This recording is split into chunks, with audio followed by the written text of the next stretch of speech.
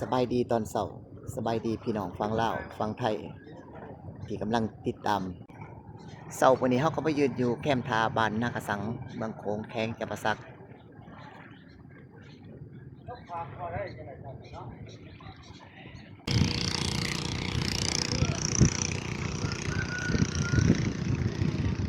มื้อนี้ก็สิพาพี่น้องไปเบิ่งป่าอยู่ทางด้านเทิงว่าเขามีป่าหยังแหน่มาขาย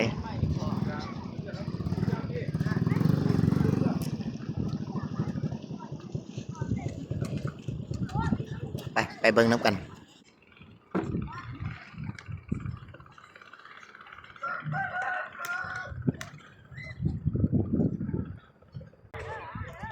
ปลาเป็นประเภทปลาหน่อย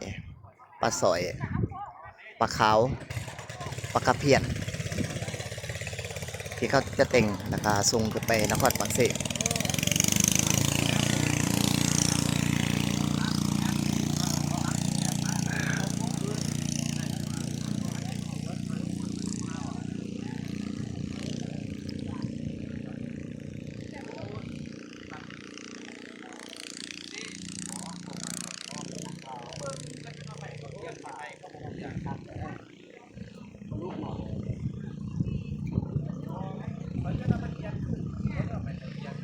เป็นปลาหน่อยปลาลวกปลาสอยปลาปากปลาเปียนปลากระเพียนสีพวกไม้บ่หันพวกเก่าเด็ดแต่ว่านี่ก็เป็นบอนคล้ายปลาอีกบนหนึ่งอยู่ทางด้านเหนือปลาอยู่บนนี้หลาย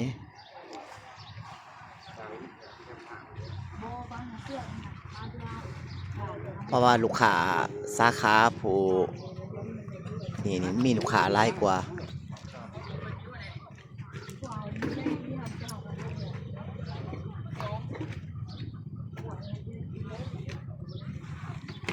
ปลานี่เป็นประเภทปลาร่วมเป็นปลาปากปลาเปียนปลากระเพียน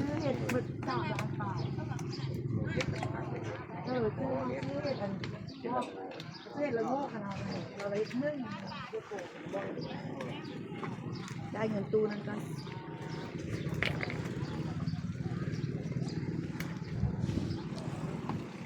เข้ามาเขาใส่เด็กอยู่ในเหือไปเบิ่งเท่าหลุมพี่น้องว่าอยู่ในเหือเขาเอามาเนี่ยมันสิมีหลายปานใด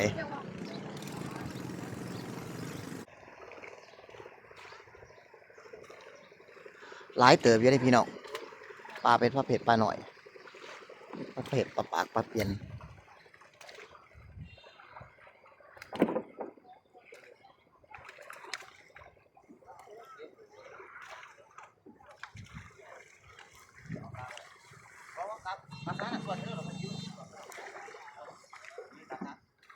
สถานที่แห่งนี้คือบ้านนากะสังหรือหาดทรายบ้านนากะสังเมืองโขงแขวงจำปาสักเป็นจุดท่องเที่ยวเป็นแหล่งท่องเที่ยวพี่น้องทั้งฝั่งลาวฝั่งไทยทั้งต่างประเทศเพิ่นมาเที่ยวเพิ่นก็มาอยู่ในสถานที่นี้แหละเพราะว่าข้ามไปทางเบื้องนั้นก็เป็นน้ำต้นตาดหรือน้ำตกลีผีไปบันคอนดอนเดด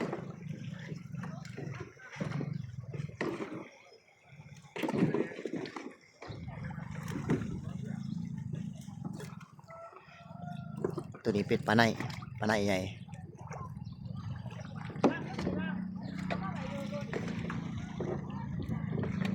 ยามมื้อเช้ามากกับพี่น้องเฮาทั้งพ่อทั้งดอนเพิ่นก็ต้องได้เอาปลามาขามาขายอยู่ในสถานที่นี้คู่มื้อ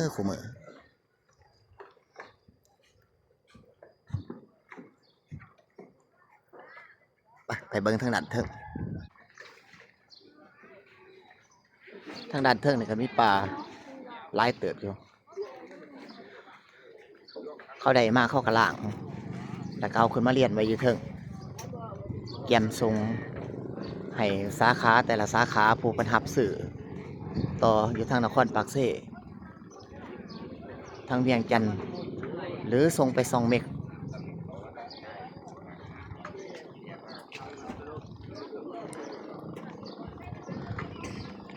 ผู้ใดต้องการอยากเอาไปกินกลับมาติดต่อซื้อน้ำเพิ่นได้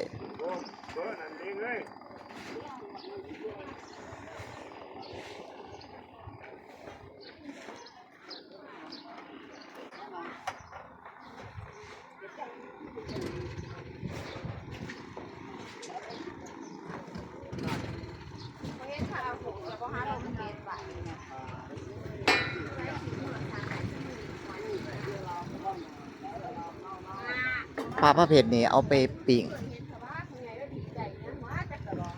แล้วก็เอาไปเฮ็ดผสมโตหรือสมฟัก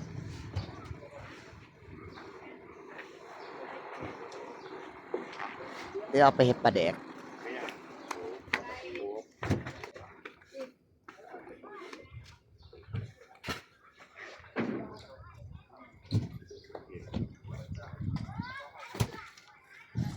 นี่เป็นผ้าเพจปลาใหญ่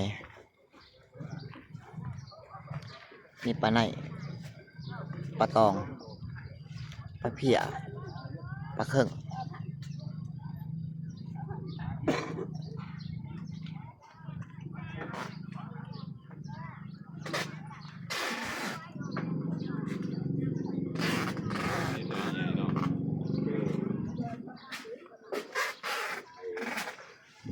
อยากนะ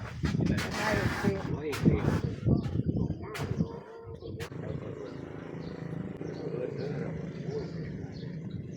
พอได้กินสักเทื่อได้กินเขาเคยกินได้กี่หัวปวดเขาเริ่มกินเลย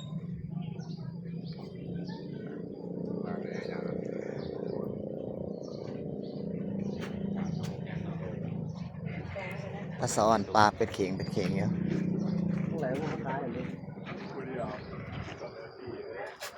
ทั้งลมเข้ากระตักใส่เหือ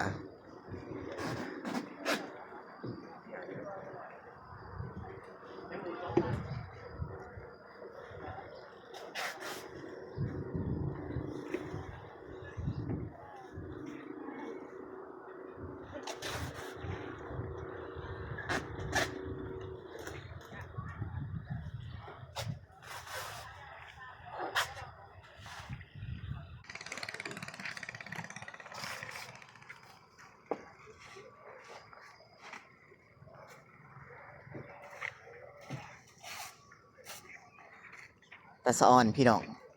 ปลาหลายใครมาเที่ยวทางไต่นี่บ่ได้กินปลาสอยบ่ได้ก้อยปลาพ่อนแสดงว่าปุ่นนั้นมาบ่ฮอดเด้อพี่น้อง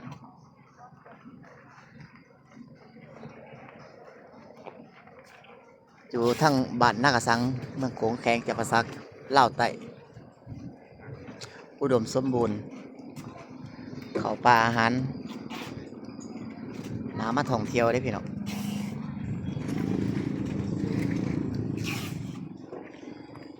ปลานี่เข้าไปหาเขากับใส่หม้องตึกแฮใส่หม้องย่ามมันขึ้นเขาได้มาก็เอามาขังไว้ย่ามมื้อเช้ามาเขาก็เอามาขายอยู่ในสถานเกียงนี่นี่พ่อค้าเพิ่นรับซื้อ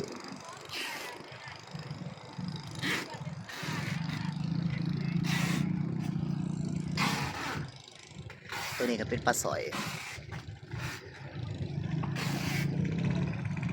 ปลาลังคน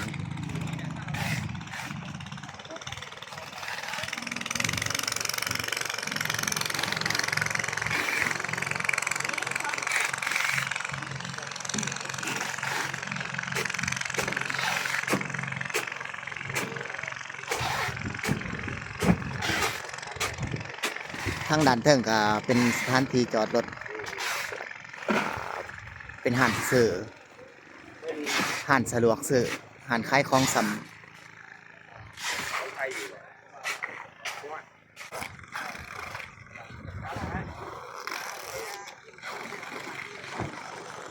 พักก็เป็นพักสดพักบ่ได้ใส่ปุ๋ยบ่ได้ใส่สารเคมีข้าวปลูกน้ำดอนน้ำแคมน้ำยังเสาร์มาเขาก็มาขาย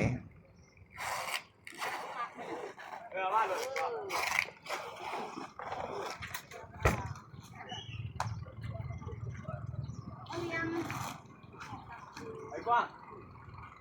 ครับดูแล้วมาไหนไม่นำมาเนี่ย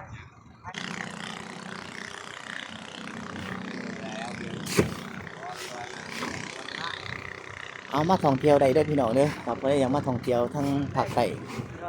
ลาวใต้น้ำตกคอนนาเพ่งน้ำตกดีผีเอามาเที่ยวได้มีสถานที่พักหรือรีสอร์ทให้ทางพี่น้องเขาได้พักอย่างสบายใจหรือติดต่อมาทางเฟซข้าพเจ้าเนาะติดตามข่าวท้องถิ่นหรือนักข่าวลาวใต้ ไปทางนี้ก่อน ติดต่อพ่อพันธุ์มาได้ ไปได้เบิ่ง สำหรับคลิปนี้วิดีโอนี้ก็ฝากให้ทั้งพี่ทั้งน้องเฮาซ้ำนี้นำเอาสิ่งดีๆเอาพิธีการทำมาหากินของเขตไต่เล่าวไต่